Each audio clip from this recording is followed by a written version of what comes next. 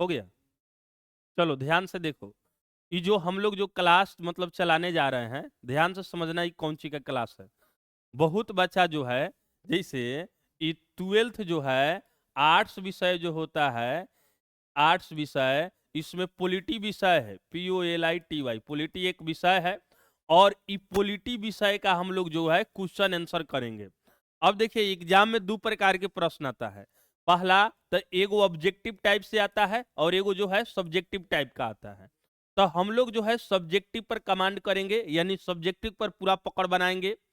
और जो ऑब्जेक्टिव है, ऑब्जेक्टिव हालांकि बहुत सारे टीचरों ने यूट्यूब पर पढ़ा के रखा है, हर चीज का ऑब्जेक्टिव लगभग एक जैसा है, थोड़ा बहुत का अंतर होता है बताने का तरीका।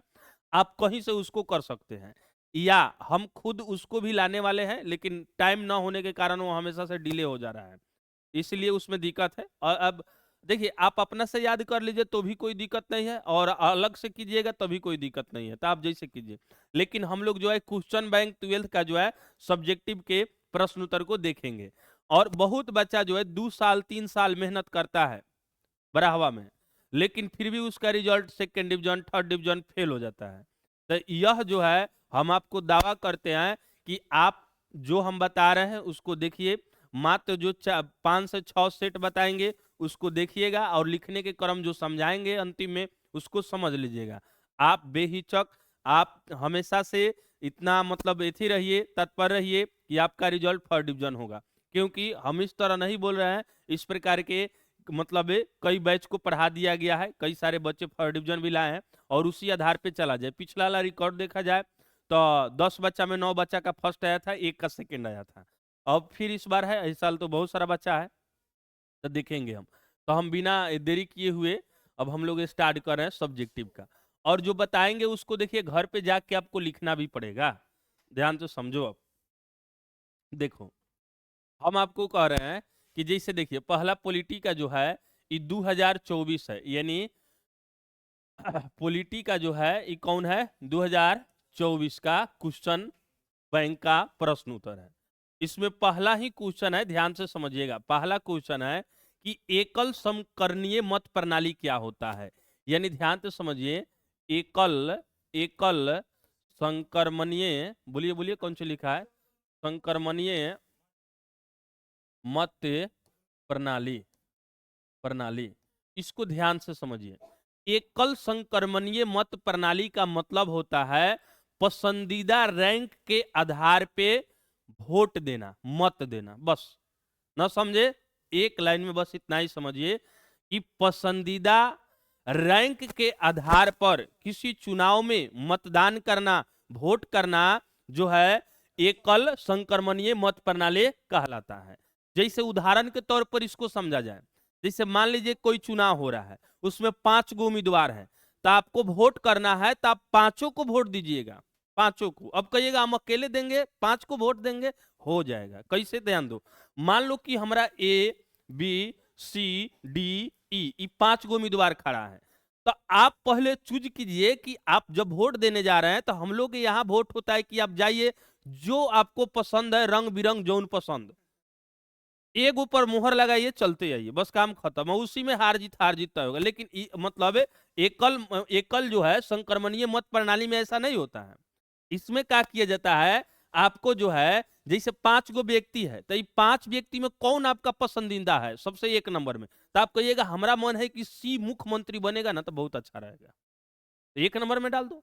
कहीं सी नहीं जीता, अभी ने सोच के बोलो, तो कहेगा सर ई बनेगा तो हम बहुत पसंद करते हैं उसको, ई नहीं रहे तो ई, चॉइस पर, चॉइस पर। अब अभी भी आपके पास 3 ऑप्शन है, कह दीजिए इसको हम मान लो कि 3 नंबर में पसंद करते हैं, 4 नंबर में, इसको 5 नंबर में पसंद करते हैं, आपका वोट हो गया। यही हुआ एकल संक्रमणीय मत प्रणाली।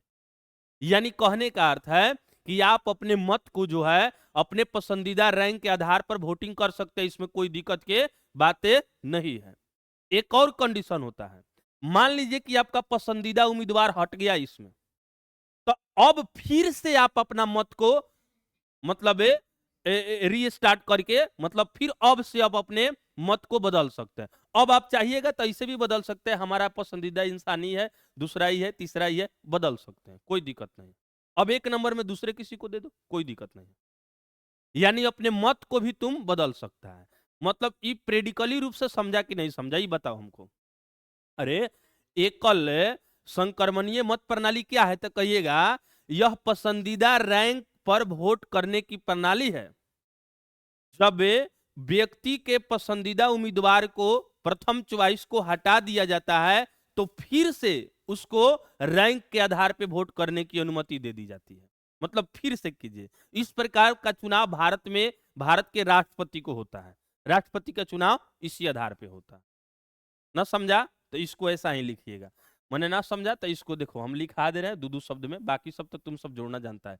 लिखिएगा कि एकल संक्रमणीय मत प्रणाली क्या है, तो कहिएगा कि पसंदीदा पसंदीदा रैंक के आधार पे, रैंक के आधार पे, आधार पर वोट करना, वोट करना या मत देना, या मत देना, मत देना कौन सी एकल संक्रमणीय मत प्रणाली कहलाता है। या इसमें एक और स्टेज है, मान लो कि तुम्हारा पसंदीदा इंसान जो है, चुनाव जो उम्मीदवार था वह हट गया, तो पसंदीदा उम्मीदवार हटने के बाद जो है पसंदीदा उम्मीदवार उम्मीदवार उम्मीदवार जो है,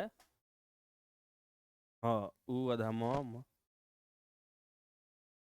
उम्मीदवार हटने के बाद, हटाने के, देखिए उच्चारण पे ध्यान मत दीजिए, हटाने के बाद, हटाने के बाद, बाद सेंस को समझिए, पुनः मतलब रैंक दे सकते हैं, पुनः रैंक जो है बदल सकते हैं, बदला जा सकता है, बदला जा सकता है, जा सकता है। बस हो गया, आंसर इतना ही है। अब इसको कैसे अटैच कीजिएगा तो देखिए ध्यान समझिए। कोई पूछेगा एकल संक्रमणीय मत प्रणाली क्या है, तो लिखिएगा पसंदीदा रैंक के आधार पे, रैंक के आधार पे वोट करना यानी मत देना एकल संक्रमणीय मत प्रणाली कहलाता है।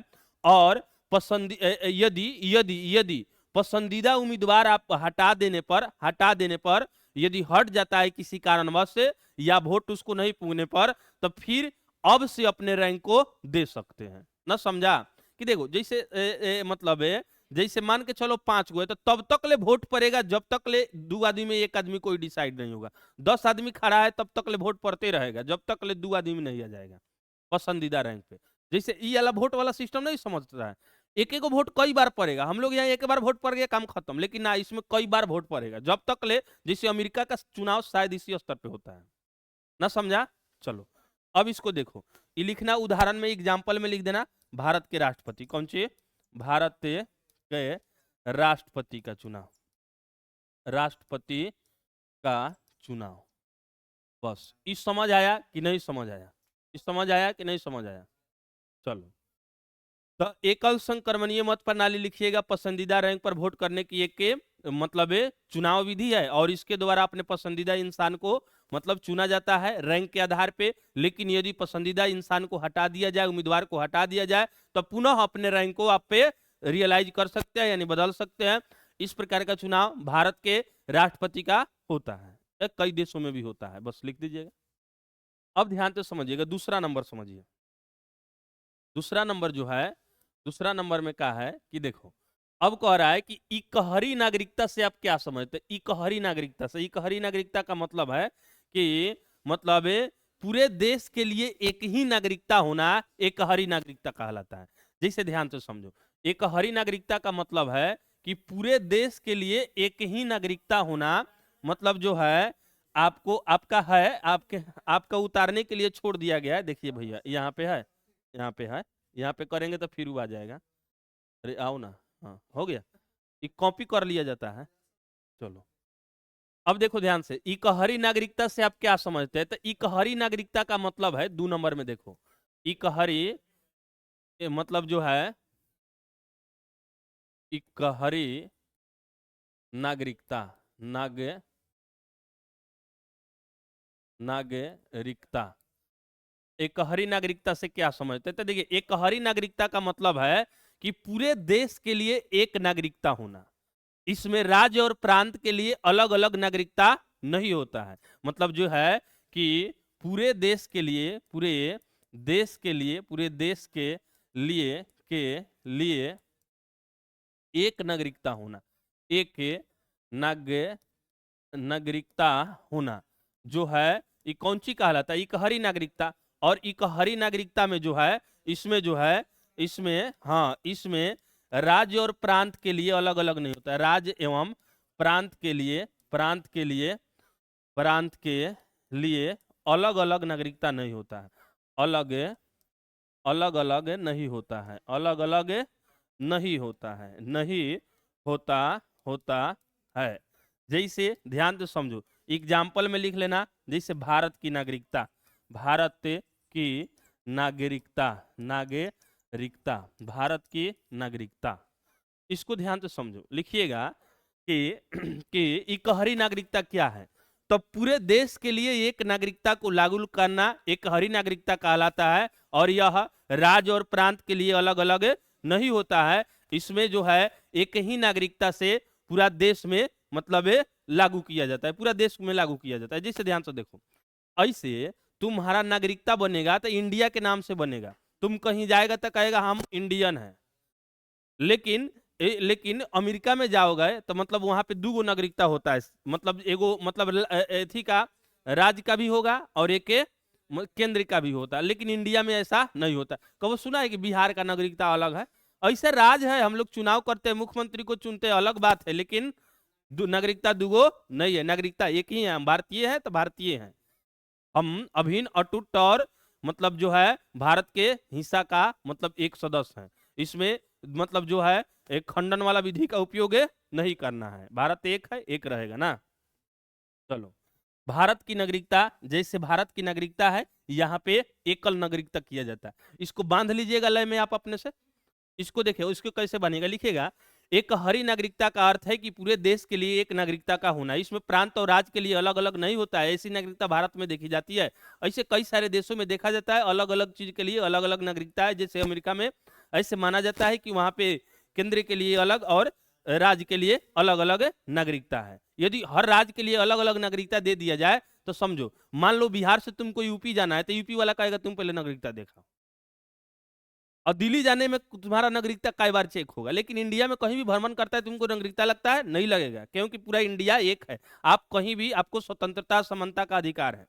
आप कहीं भी रहने, खाने पीने, बिजनेस व्यापार करने, जमीन खरीदने बेचने का आपको पूरे भारत में अधिकार है। जहां तक भारत का सीमाना है तहां तक। ये किसका परिणाम है? एकल नागरिकता का। कौन सी का? एकल नागरिकता का परिणाम है ना, समझा? अरे सब एक है।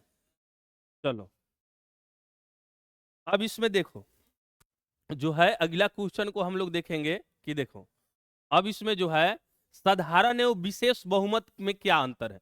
साधारण और विशेष बहुमत में क्या अंतर है? देखिए साधारण बहुमत और विशेष बहुमत का अंतर देखो। देखो जब 2/3 से कम जब बहुमत होता है ना उसको साधारण बहुमत कहते हैं। इसे मान लो एक लाइन में देखो, इसमें जो है 3 नंबर में जो है साधारण साधारण एवं एवं विशेष बहुमत, विशेष बहुमत, बहुमत। देखो साधारण और विशेष बहुमत समझना है इसमें।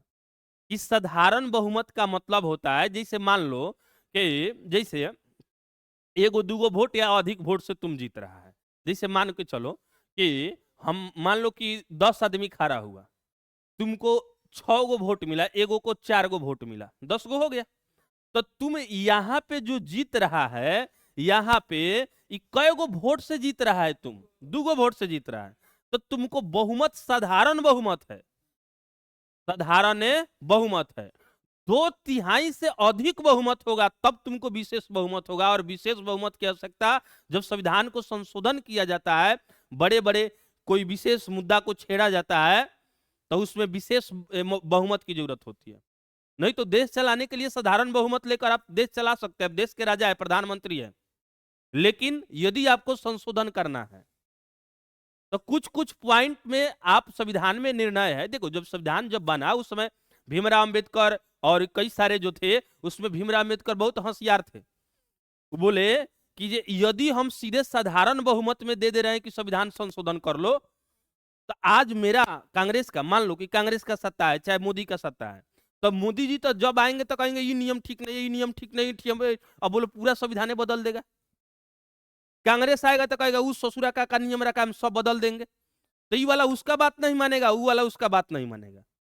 तो इसीलिए उसमें बना कि ऐसा करते हैं कि हर मुद्दा को आप छेड़े नहीं सकते हैं। कुछ कुछ मुद्दा रख दिया गया जो उसको संशोधन करने के लिए आपको 2/3 वोट की जरूरत होगी, उससे अधिक वोट की जरूरत होगी, सभी की सहमति की जरूरत होगी, तब जाके आप उसमें छेड़छाड़ कर सकते हैं। अब आप कहिए कि देश में चुनाव खत्म होने वाला है, तो ये कभी लागू ही नहीं होगा, आपके कहने से लागू नहीं होने वाला है। अब कहिए कि जज का नियुक्ति प्रधानमंत्री कर देंगे अकेले बैठ के, तो ये संभव नहीं है। जैसा रूल है, नियम है, वैसा ही करना होगा। या इसमें संशोधन करना है तो इसमें काफी वोटों की बहुमत की जरूरत होगी। कुछ मुद्दा कम वोट में भी हो जाते हैं साधारण बहुमत में, और कुछ में बहुत अधिक। जैसे मान लो हम मान लेते हैं टोटल वोट 12 गो है, तो टोटल वोट का 2/3 बताओ हमको कितना हुआ। मतलब बोलो, 3 चौका 12 यानी 4 दूना 8 है, यानी 8 गो से कम आपको वोट मिल रहा है, तो साधारण बहुमत में आप हैं, आप साधारण बहुमत में। लेकिन 8 गो से अधिक वोट ला रहे हैं तब विशेष बहुमत। जैसे आपको 12 गो आदमी मतलब वोटिंग किया, आपको 9 गो वोट पड़ गया, तो आप कौन यहाँ पे कौन वोट हासिल कर लिए, विशेष बहुमत हासिल किए हैं आप। लेकिन आपको 8 गो या 8 गो से कम है तो साधारण बहुमत है ना, समझा। तो ये ध्यान रखना है कि 2/3 देखो, पॉलिटी है, पॉलिटी बहुत डेंजरस सब्जेक्ट है। डेंजरस कहने का मतलब है कि एथी वाला, मतलब इसको आप प्रैक्टिकली देख सकते हो, हर पॉइंट को देखो, हम जैसे बता रहे हैं ना, हर पॉइंट को प्रैक्टिकल करके। आप इसमें प्रैक्टिकल करने के लिए लैब में जाने की आवश्यकता नहीं है, आपको एक बार अपने शासन और प्रशासन की ओर आंख उठाकर देखिए, नजर से देखिए, आपको एकदम से एकदम कंप्लीट हो जाएगा, प्रैक्टिकल हो गया। पॉलिटी का प्रैक्टिकल जो है बहुत साधारण तरीके से किया जाता है, आराम से देखिए, शांति से देखिए। हाँ, ऐसा होता है, हाँ ऐसा होता है, तो हो गया। तो ये समझे कि नहीं समझे। तो साधारण बहुमत और विशेष बहुमत में अंतर समझ आ गया। तो लिखिएगा, ध्यान से समझो, और इसी बात को अब इसमें क्लियर कर दो। लिखना इसमें कि 2/3 से कम बहुमत, 2/3 से लिखना, इसमें 2/3, इसमें ऐसे लिखना, इसमें हिंदी में लिख दो, लिखना कि दो तिहाई तिहाई तिहाई से कम बहुमत, कम बहुमत बहुमत बहुमत साधारण बहुमत कहलाता है। कौन सी है, साधारण बहुमत है। ये कौन सी है, साधारण बहुमत है। ये समझ आया कि नहीं समझ आया। चलो, और ये जो है इसको जो है यहाँ पे हम लिख दिए, लेकिन विशेष बहुमत लिखना कि 2/3 से अधिक बहुमत, 2/3 से अधिक बहुमत, अधिक अधिक बहुमत, बहुमत बहुमत जो होगा तब उसको कहेंगे हम, बहुमत जो होगा तब यह जाके विशेष बहुमत होगा। जैसे ये 2/3 से जो है कम रहना चाहिए, और ये 2/3 से जो है अधिक रहना चाहिए। 2/3 से कौन सी रहना चाहिए, अधिक रहना चाहिए। जैसे 12 गो कुल टोटल वोट है, तो इसमें आपको 2/3 यानी 2/3 8 है, यानी 8 गो जो है 8 वोट मिलेगा, या 8 से कम, तो ये आप कौन तिहाई में होंगे, साधारण बहुमत में है। या इससे आपको अधिक मिल रहा है तो विशेष बहुमत में। संविधान के कुछ प्रावधानों को चेंज करने के लिए, नियम को चेंज करने के लिए आपको विशेष बहुमत की आवश्यकता होगी होगी ये समझ आ गया। हर नियम को आप चेंज, आप कहिए मतलब बहुत डेंजर डेंजर नियम होता है ना। अब बिहार के मुख्यमंत्री को हटाना है तो थोड़ा सा एथी है, पेचीदा होगा। चलो, हाँ तुम सब तो हटाइए देगा, तुम सबका पावरे बहुत है, तुम सबका पावरे बहुत है। चलो, अब इसको देखो, 4 नंबर बोलो। ये जानते हो उस पे कर दिया जा रहा है ना, तो ये ससुरा एथी हो जा रहा है। हाँ, बरजेश, सर्वेश, तुम एथी बना देना इसका होर्डिंग, ठीक है। चलो, अब देखिए, राष्ट्र निर्माण के मार्ग में बाधाओं को दूर करने के लिए 4, वही बड़ी सुंदर उपाय है, ये आप भी कर सकते हैं। बोलिए, राष्ट्र निर्माण के मार्ग में मार्ग की बाधाओं को देखिएगा। राष्ट्र निर्माण निर्माण निर्माण के मार्ग में बाधाओं, बाधाओं, चाहे बाधाएं सीधे लिख दो, बाधाएं, ऐसे तुम समझ लेना, क्वेश्चन का हम ऐसे लिख दिए हाँ, ये ना, बाधाएं को दूर करना, दूर करना। करना, बस हो गया। देखिए ये कैसे दूर करेगा, ये कह रहा है राष्ट्र निर्माण तो बन गया है, इससे कोनो दिक्कत हो रही है कि राष्ट्र नहीं बना है? अरे देश भारत जो राष्ट्र है ना है, लेकिन राष्ट्र निर्माण में कहने का अर्थ है कि बढ़िया से सभा गठित रूप से अच्छा से सभी कोई समझदार हो, सभी कोई बेहतर हो, सभी कोई आनंद सुख चैन से जिए। इसके लिए क्या करना होगा? इसके लिए 4 गो चीज आपको बताना है। यहाँ पे लिखा हुआ है कि राष्ट्र निर्माण के मार्ग में बाधाओं को दूर करने के लिए 4 उपाय बताए। तो पहला, यहां से जात पात धर्म अधर्म ये सब का भेदभाव मिटाना होगा, सांप्रदायिकता को मिटाना होगा, रंग भेदभाव को मिटाना होगा, भाषा को दूर करना होगा। बस हो गया। मतलब जो जो भी गरीबी भूखमरी सबको दूर करना होगा। अशिक्षा को मतलब जो है शिक्षा को आपको बढ़ाना होगा, शिक्षा में वृद्धि करनी होगी, तभी जाके संभव है। तो इसको आप लिख सकते हैं, लिखना कि इसके लिए राष्ट्र निर्माण के मार्ग को बधाई को मतलब दूर करना है, बधाई दूर करना है। पहला 1 नंबर में आपको गरीबी दूर करना होगा। कौन चीज दूर करना होगा? गरीबी। दूसरा में आपको जाति पाति का भेदभाव, जाति पाति का भेदभाव जो है, भेदभाव यह खत्म करना होगा, भेदभाव जो है खत्म करना होगा। तीसरा नंबर जो है मतलब रंग के नाम पर, रंग एवं लिंग के आधार पे, रंग एवं लिंग का भेदभाव भी खत्म करना होगा। भेदभाव जो है भेद खत्म करना होगा। और 4 नंबर में मतलब जो है अशिक्षा को समाप्त करना होगा। बस 4 गो हो गया, कोई भी लिख दो 4 गो। यानी ध्यान तो समझो, गरीबी को समाप्त कर दो, गरीबी को समाप्त कर दो, तुम्हारा जो है ये देश जो बेहतर बनेगा। जाति पाति को समाप्त कर दो, भेदभाव, रंग भेदभाव को समाप्त करो, रंग के प्रति लिंग के प्रति भेदभाव समाप्त कर दो। और अशिक्षितता को समाप्त कर दो। अशिक्षा का मतलब होता है जैसे देखो मतलब जो सभी को शिक्षित कर दो ना, अशिक्षित कोनो शिक्षा समाप्त कर दिया है ना तुम सब ये सोच के हंस रहा है ना देखो ध्यान से समझो कि देखो भारत के आजाद हुए 75 वर्ष से अधिक हो गया। 1947 में भारत आजाद हुआ। तुम सुनना, नेहरू जी के समय से ही गरीबी हटाओ का नारा आ रहा है, चाहे किसी का भी सरकार हो। लेकिन दुख की बात है कि आज तक कोई भी सरकार इसे अभी तक पूरी कर नहीं पाई है। यह देश के लिए शर्म की बात है। और आज भी गरीबी का इतना मतलब है ना, यहाँ पे दिक्कतें मत पूछो।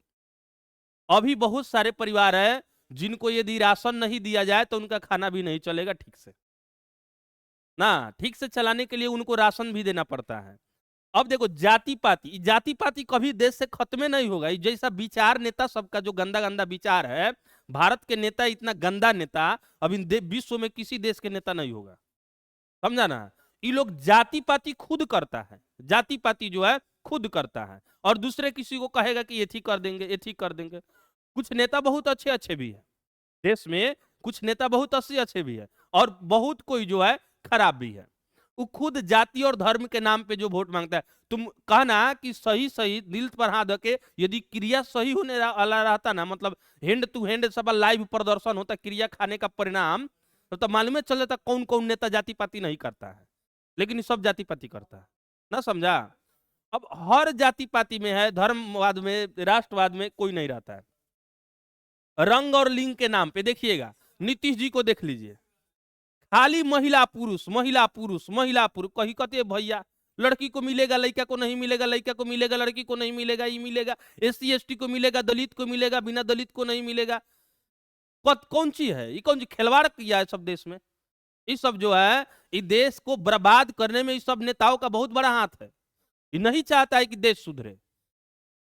इन लोग का मकसद है कि जब भी देश में गरीब आदमी रहेगा, जब भी कमजोर आदमी रहेगा, तो हम लोग का राज करेंगे, हम लोग राज करेंगे, हम लोग झंडा फहराएंगे, इंकलाब जिंदाबाद के नारा लगाएंगे, और वो जितना भी गरीब आदमी रहेगा उस सब हम लोग का झंडा लेके आगे निकलेगा। इस ससुरा नहीं चाहता है सब आगे बढ़ने के लिए, समझे ना। चलो, नहीं तो देखो भारत में जितना पैसा खर्च कर दिया गया है ना, अरे हम तो कहते हैं सबसे पहले भारत में कमजोरी यह है कि टैक्स यदि तुम बंद कर देगा ना, टैक्स जो है उसमें से 50% टैक्स बंद कर दो, भारत का जितना टैक्स आता है उसमें मात्र 50% टैक्स लो और उसका सही उपयोग करो, देश जो है फिर से सोना का चिड़िया बन जाएगा। अरे ईंटा माटी से छोड़ दो ढलाने वाला गली मोहल्ला में, ये जो है यदि उस सारे मतलब जो अच्छा से जितना, देखिए किसी पुल बनाने के लिए 100 करोड़ 200 करोड़ था, लगा 5 दिन के बाद ढह गया। अभी बिहार में ना 2-3 पुल गिर गया है जी, भागलपुर में, और वो कहां कहां दून गिरा है। 17 करोड़, ये कौन सी, ये कहने का अर्थ है 1700 करोड़ में आप पुल बनाए, नहीं बनता है 1700 करोड़ में पुल, ये बनाता है सब 200-300 करोड़ में। आई 1700 करोड़ में हिस्सेदारी लगा लेगा नेतवा सब, तबे तो पुलवा गिरता है। आई सब अपने से नहीं होने देगा, ये सब खत्म नहीं होने देगा, ये सब चाहता है कि खत्म नहीं हो, समझ आ रहा है ना, इसको समझना। इसको रंग और लिंग का भेदभाव देखिए, रंग और लिंग का भेदभाव सबसे बिहार में तो देखने का उदाहरण मिलता है नीतीश जी के पास। हमेशा तुम सबको ऐसा बुझाता होगा लड़का लड़की लड़का लड़की, तो भैया हाँ ठीक है, कहीं ना कहीं यह भेदभाव करता है, भेदभाव करता है। अब बोलो हम ही लोग के पास बहुत सारा विद्यार्थी है, गाली देने लगता है, वो लगता है गाली देने, जब भी सुनता है कि इंटर में मिलेगा मैट्रिक में नहीं, गाली देने लगता है। नीतीश जी को मालूम ही नहीं है, मालूम होगा उनको, लेकिन उनको तो चाहिए ना, समझे, वोट तो चाहिए ना राजनीति में, इसीलिए वो करते हैं। अशिक्षिता को दूर करना, यह देश का नेता कभी नहीं चाहता है कि भारत देश शिक्षित हो। शिक्षा के नाम पे बहुत सारे संस्थान, बहुत सारे यूनिवर्सिटी और बहुत सारे नियम कानून यूजीसी द्वारा चलाए जाते हैं, परंतु कोई भी एक ठोस नियम और बेहतर नियम का परिणाम नहीं है। यहां पे है जो भी पढ़ना चाहता है शिक्षा के नाम पे उसको बुला लो, और उसको साफा जो गरथरिया का नाच जो होता है ना, ये आपको 20 साल तक लेना चाहेगा साहब। आप पहला से लेके बीए कीजिए, 15 साल ही हो गया, 5 साल कंपटीशन का तैयारी कीजिए, 6 साल में पढ़ना स्टार्ट किए थे, 6 साल से पढ़ना स्टार्ट किए थे, तो 26 साल हो गया, 26 साल, और 26 साल आप हुएगा तो आपको मालूम चलेगा, जा ये तो सब गलते था, आपको मालूम ही नहीं चलेगा पढ़ते पढ़ते कब बेरोजगार हो गए आप। बाद में कहिएगा ये सब छोड़ो, सबसे पहले अब पापा जी का स्थिति खराब है, दीदी का शादी करना है, बहन का शादी करना है, घर द्वार देखना है, आप आराम से पढ़ाई छोड़ के घरे चल आइएगा। इस शिक्षा को दूर करने के लिए सबसे पहले चाहिए हमको, सबसे पहले चाहिए कि शिक्षा व्यवस्था में कौन सी सुधार किया जाए। नेता लोग जो है ना, नेता लोग देश का, इस पर तो इतना ना कबो खीस बढ़ता है कि हमारा बस चले तो कहिए ना लास्ट टांग दिए रहते कितना नेता सबका। जो गलत नेता है ना, कहिए ना ससुर चौराहा पर खड़ा करके उसको एक और से एक और 147 से धुनवा देते। लेकिन क्या दिक्कत है, हम लोग के पास पावरे नहीं है, हम लोग के पास पावरे नहीं है ना। जो गंदा नेता है इस सबको मारना चाहिए कि नहीं मारना चाहिए, एकदम मार दो, सब मिटा दो ससुरा, चौराहा पर खड़ा करके सब गोली मार दो इसको जो देश में भ्रष्टाचार करता है ना। लेकिन इस सब अपने बचाने के लिए बहुत सारा नियम दिया। शिक्षा में देखिए, पूछिएगा बड़े बड़े मालिक है यूनिवर्सिटी का, बड़े बड़े जो यूजीसी का जो हेड बॉस होता है, नियम कानून एसएससी जीडी रेलवे कौन कौन सी निकालता है, सबसे पूछेगा शिक्षा क्या है, हमको नहीं लगता है कि सही से कोई जवाब दे दे, सही से कोई जवाब दे दे, जवाब भी दे देगा तो लागू नहीं करेगा, ये बात समझो। इसमें जानता है कि देश जब शिक्षित हो जाएगा तो हमारा सत्ता अच्छा से नहीं चलेगा, हमारा जितना मान दान जब होता है, रैली निकलता है, हजारों की भीड़ होती है, लोग नहीं जाएगा, काहे के लिए अपना टाइम बर्बाद करेगा। लेकिन इसीलिए ये लोग नहीं चाहता है कि सही से शिक्षा हो। अब जैसे देखिए, अब कुछ नेता लोग अब सुनेगा लोग तो कहेगा हमरो के कह दिया, अरे भैया हम मानते हैं कुछ लोग सही है, कुछ लोग सही है, सभी लोग तो सही नहीं ना है। देश में जितना पैसा बर्बाद होता है ना, देख के तो ससुराम को कभी कभी मतलब हिसाबे गड़बड़ हो जाता है गुना भागा गड़बड़ हो जाता है जब कैलकुलेशन कीजिएगा बहुत रुपया बर्बाद हुआ है भैया। आप ही के गांव में देखिए, वार्ड समिति मुखिया, ये सब का गांव में देखने के लिए मिलता है। देखिएगा कोई रोड बनाने में 4 लाख लेगा, 5 लाख लेगा, 2 लाख का रोड बनाएगा, 3 लाख बंटवारा कर लेगा, इसके लिए कोई जांच पड़ताल नहीं है। अगला चुनाव हार गया, काम खत्म हो गया, चला गया, पहले जांचो तो सरकार कहेगी हम कितना जांच करें, कहां कहां जाए, कैसे करें, काहे नहीं जाइएगा भैया, मालिक बने हैं आप, आपको जाना होगा, तो नहीं जाते तो कहीं ना कहीं आप इसमें छेड़छाड़ करते हैं। देश को भ्रष्ट करने में सबसे 1 नंबर हाथ किसका है, अरे बोलो ना गस करे, किसका है? देश को भ्रष्ट बनाने में 1 नंबर हाथ किसका है? नेता लोग का, सरकार लोग का, समझा ना। ये सब जब एथी करेगा, जब शुरू करेगा तबे जाके हो जाएगा। चलो इसमें हम बहुत बोल दिए तुमको, कभी कभी हम लोग को भी गुस्सा आ जाता है, लेकिन क्या करें, हम लोग का गुस्सा उतना पावरफुल नहीं है। हाँ, चलो, 4 गो नियम हम बता दिए तुमको। हम्म।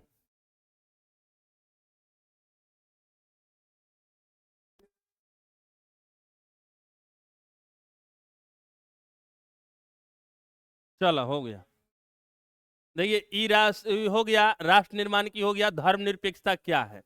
तो देखिएगा, किसी राष्ट्र का किसी भी धर्म के प्रति लगाव या विरोध ना होना धर्मनिरपेक्षता है। किसी भी देश का, किसी भी राष्ट्र का किसी भी धर्म के प्रति ना आकर्षण ना प्रतिकर्षण हो, तो इसे धर्मनिरपेक्ष कहा जाता है। ऐसे ही कहने की बात है, किताबी बात है। ऐसे इसके नाम पर पूरे देश में राजनीतिक पार्टियां चुनाव लड़ती हैं। सभी राजनीतिक पार्टियां इसी मुद्दा पे लड़ता है लोग। अब देखिए, सही सही बात कीजिएगा तो नेता लोग का हजमे नहीं होता है, पचबे नहीं करेगा। हाँ, उसको हजमोला कितना हो खिया लीजिए, सही बात उसको पचेगा नहीं। चलिए, 5 नंबर जो है, धर्म में, अरे, निरपेक्षता। देखिएगा, किस, अरे समझो ना, अरे कुकुर का हलान करता है, समझो इसमें धर्मनिरपेक्षता क्या है। तो किसी धर्म के प्रति, मतलब राष्ट्र का किसी धर्म के प्रति ना विरोध आ न समर्थन करना धर्म, मतलब लिखिएगा कि, हाँ, किसी, हाँ, किसी भी धर्म के प्रति के प्रति के प्रति के प्रति प्रति न झुकाव, ना ही विरोध, ना ही विरोध, विरोध, विरोध, झुकाव, हाँ हुए ना, झुकाव लिख लेना, झुकाव, ठीक है। देख, किसी भी धर्म के प्रति ना झुकाव और ना ही विरोध, ना ही विरोध कौन सी कहलाता है, धर्मनिरपेक्षता कहलाता है। भारत एक जो है धर्मनिरपेक्ष राज है, राष्ट्र है।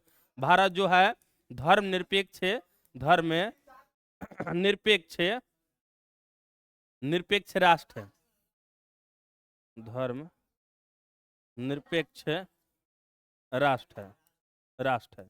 यहाँ जैसे देखिए, यहाँ भारत के संविधान में लिखा गया है कि भारत एक धर्मनिरपेक्ष राष्ट्र है, ऐसे कहा जाता है। लेकिन ध्यान से समझो कि हम प्रस्तावना में चाहे कहीं भी इंदिरा गांधी जोड़ दी थी बाद में आके, चलो ध्यान से समझो कि जो है धर्मनिरपेक्ष का मतलब है ना किसी धर्म के प्रति हम विरोध करेंगे, ना किसी धर्म का हम समर्थन करेंगे।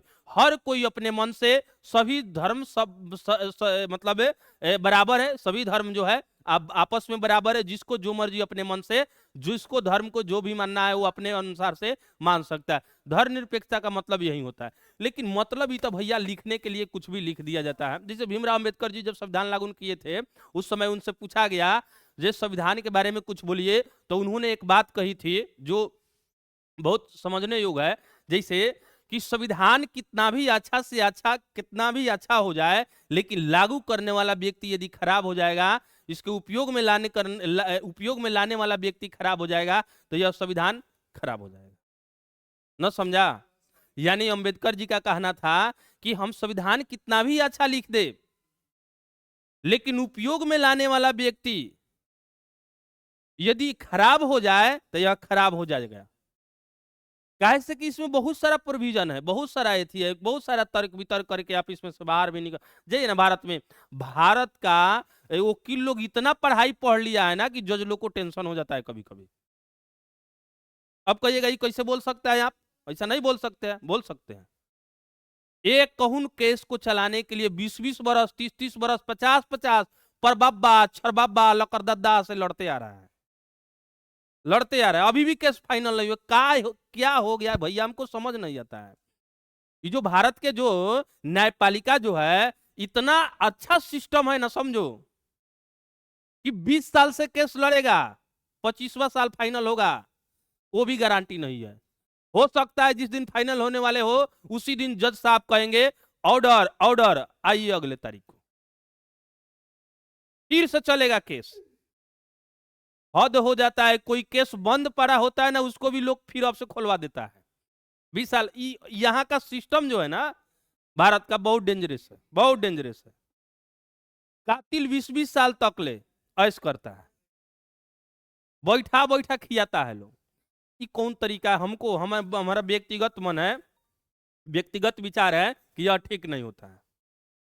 अरे कोई भी कितना बड़ा से बड़ा केस होगा, उसका भाई टाइम निश्चित कीजिए, 1 से 2 साल के अंदर इसको पूरा करेंगे। यदि व्यवस्था नहीं दे रही है सरकार, तो यह सरकार जिम्मेदार है, दोषी है। वो अपने जुडिशियली जो होता है, डिपार्टमेंट जो होता है, न्यायपालिका जो सिस्टम होता है, उसको बढ़ाए। हर जिला में एक कोर्ट है, 2-2 कोर्ट दे, राज्य में 2 कोर्ट दे, देश के अंदर सुप्रीम कोर्ट एक है, उसके अंदर और सारे कोर्ट को विकसित किया जाए। जल्दी से जल्दी फैसला है। ये कौन सा तरीका है भैया? आप हमको मार दीजिए, पीट दीजिए, मुड़ी फाड़ दीजिए, हम केस लड़ेंगे, अभी केस लड़िए, 20 साल के बाद फैसला आएगा, था लगेगा कि जो था वो भी खत्म हो गया, पैसा वैसा बेच के लड़ गया, बड़े में हो रह जाएगा। पैसा परेशान करने वाला चीज है, इसमें सुधार करने की मतलब जरूरत है। अरे समझा कि नहीं समझा? चलो हम रहने दे इतना ही। चलो तो हम रहने देते हैं। आप सब जो है इसे बेहतर तरीका से तैयारी करें, देखे समझे। चलो।